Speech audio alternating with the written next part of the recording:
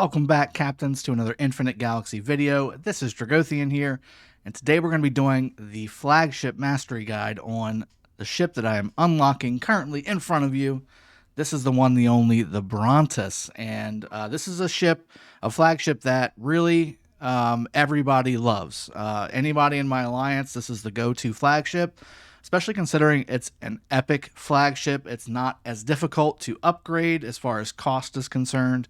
It's not as bad to level up from an XP standpoint, and it does so many things that are really, really good in Infinite Galaxy. Now, what we're going to do in this mastery, guys, we're going to go over the skills and show you why this is really one of the premier cruiser flagships in the game, but also which cruisers you should go after, also telling you who should be the captain for your flagship now that we have the new captain system in the game, only about 2 weeks old or so. So also, again, the gear slots, will go over that as well to show you what you should be gearing this bad boy up for.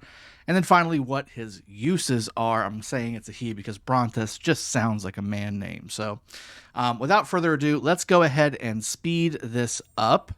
And we're going to show you the unveiling of the Brontes. This is going to be very nice. So bingo. Awesome, awesome, awesome. Let's go ahead and open this bad boy up here. Where are we at? He's down here because he just got built. And sure enough, again, guys, this guy is an absolute stud on the field. He does everything really, really well. What do you use this ship for? Well, from what I'm being told, pretty much everything. He does everything really well. He's a tanky son of a gun because of his cruisers that he floats around with.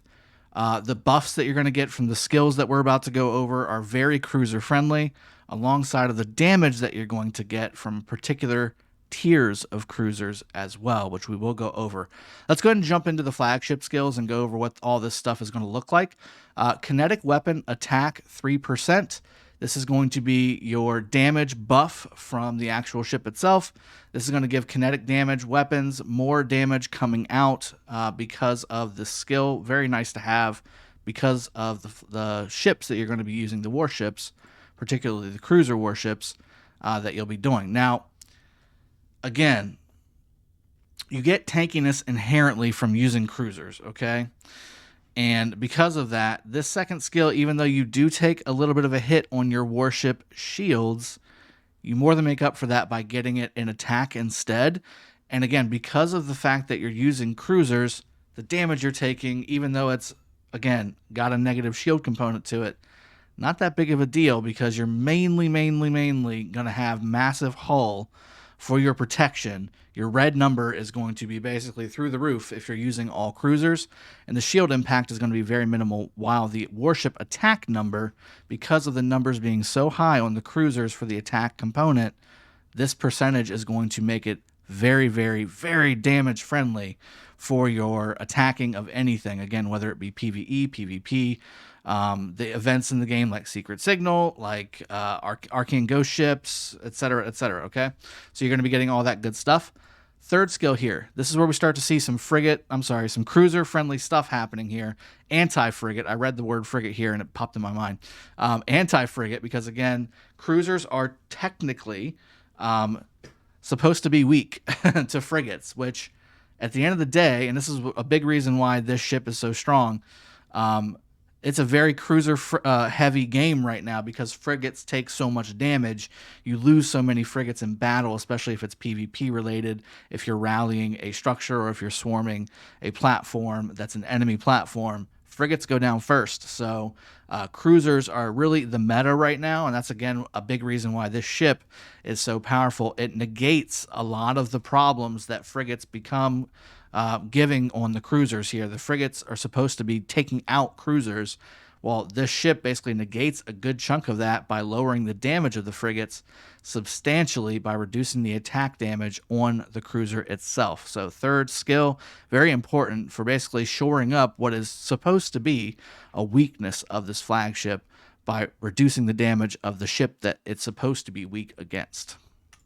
Fourth skill, HP and attack of cruisers. Again, adding some more health here, adding some more tanky and survivability. and even more damage to the cruisers that you're going to be really outfitting on this flagship. You want to be pushing full cruisers on this flagship. There's so many bonuses to cruisers. There's no reason not to go full cruiser on the Brontes. Obviously, as well, the legendary version of this ship is the Cyclops, and I haven't seen it in the game yet, so I guess they haven't officially released it yet. I'm waiting to see when that pops out, but that will likely be a very, very popular ship because of how popular the Brontes has been so far. And then finally, the last skill here, increasing the damage when the total HP of the deployed fleet is higher than 70%. So your initial impact on the field, your initial damage on the field is substantial and only gets better because of this 5th skill as you modify up this flagship to unlock these skills and level these skills up. This is a very powerful skill as well and really makes an already heavy-hitting damage-dealing flagship warship combo even better. And again, that's for the first 30% of your health. But again, cruisers are super tanky. So that 30% is massive. That 30% is going to take a while to get through.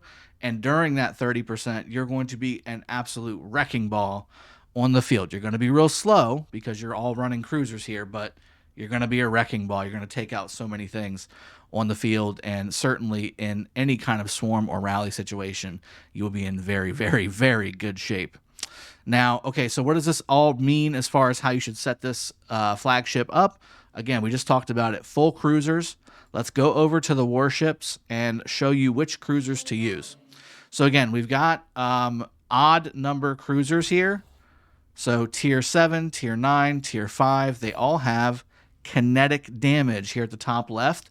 That's what you're trying to look for, okay? So what you want to have, again, is odd-tiered cruisers that have kinetic damage on their damage modifier. The even ones have laser, okay? So this will not work based on the first skill. Now, is it the worst thing in the world to have tier 10, tier 10 cruisers? Probably not, but you're going to be losing a little bit of damage when it comes to the actual damage type being laser versus kinetic. Also, again, kinetic is straight raw damage. There is no modifier for that damage, plus or minus. So that's a big deal to think about as well as people start to try and stack armor and, more importantly, shield on their cruiser or on their flagship setups and things like that for their cruisers, for their destroyers, and for their frigates. Kinetic damage ignores all damage modifiers and just goes straight raw damage. So that's something nice to have. So again, odd tiered cruisers is what you want to be building for the Brontes and max that ship out like crazy. That's what you want to have. Now let's go over to the crew and let's look at captains. And really, I only saw one that really kind of tickled my fancy a bit. There's probably some commanders that I have not unlocked yet. It's very possible that I have not unlocked some commanders yet, so bear with me if I'm missing one. Please throw them in the comment section below, so I need to make sure that I am continuing to pump out crew member prestige point cards so that I can try and unlock everything. But right now, I think I've got most of them unlocked for you guys and showcasing what they can do for you. But the crew member that I chose that I'm going to be adding as a captain in my ship is going to be Captain Goodman here. He has a cruiser refit bonus of 2 stats for cruisers, attack and HP. Both of those are very, very friendly for the Brontes, especially considering, again, you're going to be using heavy cruisers with that flagship. So this is going to be the choice for me for my captain inside of my Brontes flagship. Now, there are other ones here that do kinetic damage. I want to say, which one is it? It's definitely not that one. That's destroyers. He's logistics. Ooh, maybe not. That's missiles. It's missiles. I don't know all of the symbols just yet. That's repair. Flagship. Damage strength. This might be it. Yep, here we go. Aldridge, Chase Corey could also be another option for you to be your captain. Either one of these are perfectly fine. They're going to improve the damage that you put out from your flagship. Now, again, it's a matter of, do you want to just pump out the raw damage number, or do you want to have a little bit of tankiness behind it? I prefer to have that balanced approach, which is why I'm going to choose Captain Goodman. But Aldridge Chase Corey is also very good because of, look how much damage, more damage, kinetic weapon attack. This is basically 4 times the amount of the first skill that you'll get from the Brontes itself. So this is very strong. This pumps a lot of damage into the kinetic weapon attack that you're going to get from your odd-tiered cruisers that you're going to be using on the Brontes itself. So very, very nice. And again, it goes without saying, again, we're going to be from a gear perspective. From a gear perspective, we're going to be going after kinetic-based damage weapons. So coil cannon, electromagnetic cannon, kinetic energy cannon, and annihilator cannon are going to be your huckleberries. Again, I'm working my way up to getting more and more epic tier gear here. And again, these will help you significantly boost as they all stack up, right? So the more of these you have, and then certainly as you level them up, you'll get more and more kinetic weapon attack. And then from a protection standpoint, again, I do prefer shield, then armor, then HP, as far as the way that I've seen them work on the battlefield. So shield here, powerful shield is usually what I go with first and foremost, and then we go over to this one here, self-charging armor, which gives armor and shield, and then finally I go after the HP here, which again, I like this because you get double. You get armor 0.9% and shield 0.9%, whereas the armor module only, or HP module only gives 0.9% HP, and that's it. So you get double trouble here with the armor and the shield, and then 1.8 total with the shield here. I like this one more. You get a little bit more bang for your buck. And again, I've seen better results on the field with shield and armor than I have with HP. So you want to load your Brontes up with those types of gear pieces to really maximize the productivity of the Brontes on the field. Now, again, this is an epic ship, so you only get 4 weapon and 4 protection slots here. You do have the ability, once hopefully the Cyclops pops out, and again, I think that's going to be a very powerful ship.